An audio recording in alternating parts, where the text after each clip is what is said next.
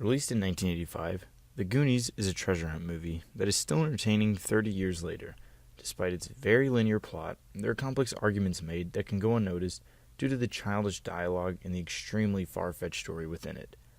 Written by Steven Spielberg and Chris Columbus, The Goonies paints two worlds within its one story, one of childhood and one of adulthood, and the effects that those two worlds have upon three kids within the movie. To understand the difference between the two worlds, one must know the connection between them. The movie follows a group of childhood friends living in the Goondocks, hence the Goonies, a residential neighborhood that is soon to be bought out by a country club.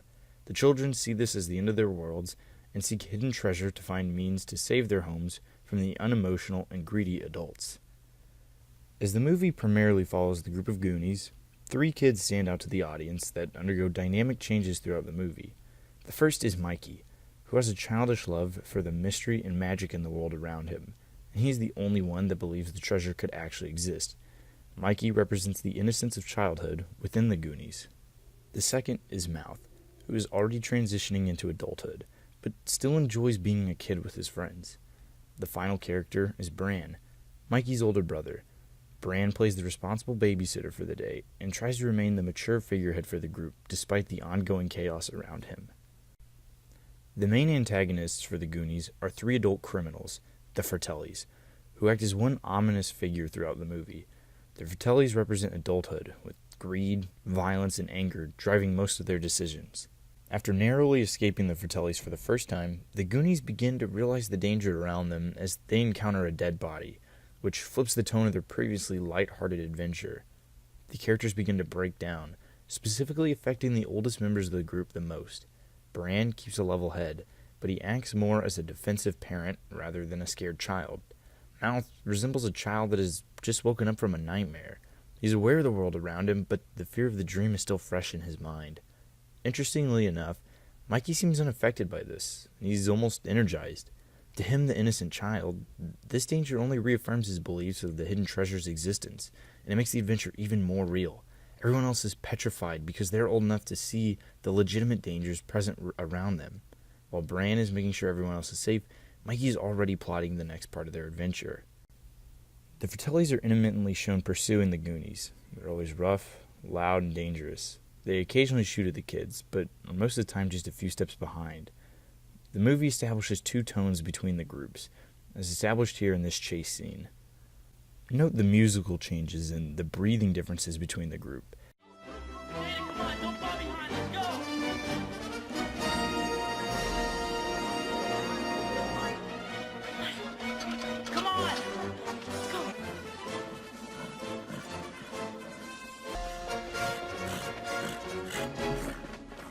The Goonies audio is much more graceful, and their breathing is softer versus the Fratellis. Their music is jarring, and their breathing is grunting. After escaping the Fratellis yet again, the Goonies encounter a wishing well filled with shining coins all around them. All of the Goonies, except for Mikey, see this as the end of their journey, and they're able to crawl out of the well to safety. As the gang begins to load their pockets with coins, Steph, a fellow Goonie, tells Mouth to put the money back, as these are people's wishes. Mouth responds in heated anger, as the adult side of him is brought out. He argues that he had wished his house wouldn't be sold, and since the wish didn't come true, he wants his coin back. Mouth is fed up with the danger, his future home problems, and the childish ramblings of Mikey, but only because he is straying further and further from the realm of childhood. He's more concerned with the adult world that his parents face, not him, yet he places himself within that problem to appear more mature to his fellow peers. As Mouth teeters on the edge of the two worlds, Bran is beginning to leave his own adult world and revisit his childhood years. He realizes the dangers present, but knows that abandoning the treasure, real or fake, eliminate all chances to save his home. He begins to place all his trust in the mystery and magic of Mikey's adventure. Meanwhile, Mikey is still entirely captivated by this magic, and he is now spiritually leading the group. Mikey calls for breaks, decides paths to take, and solves puzzles for the group, yet he allows Bran to physically lead the group around. Bran and Mikey are beginning to see eye and eye on the situation, and they echo each other's calls and decisions. You broke my glasses! You broke my glasses! Listen guys, I'm the oldest, so I'm in charge. Okay, well, first, Yeah? You have a light? I said I was in charge. Yeah, do you have a light? At the movie's climax, the Goonies have found the pirate ship that holds their hidden treasure. Mikey encounters the body of One-Eyed Willie, the keeper of the treasure, and treats Willie unlike any child ever would. His admiration and respect for Willie resembles that of a religious person within a church, and only speaks softly and holds the utmost reverence for the treasure room. Meanwhile, Bran and Mouth resemble giddy children and stuff their pockets to the brim. Through the hunt for treasure, the Goonies revert back to their childhood ways and cast aside their attempts for maturity. However, the movie makes sure to differentiate childlike and childish behaviors. Consider Mikey's father, who runs a museum in town.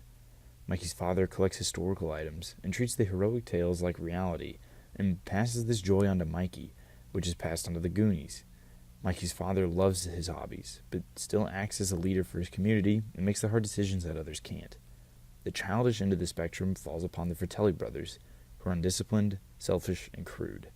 They resemble children more than the Goonies do and remain the antagonists of the film, not because they are criminals, but because they embody everything the Goonies should hope to avoid becoming.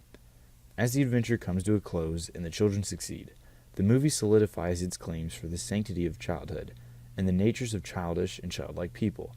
The Goonies hopes to remind audiences of their youth by showcasing childlike figures that adults and children should want to resemble.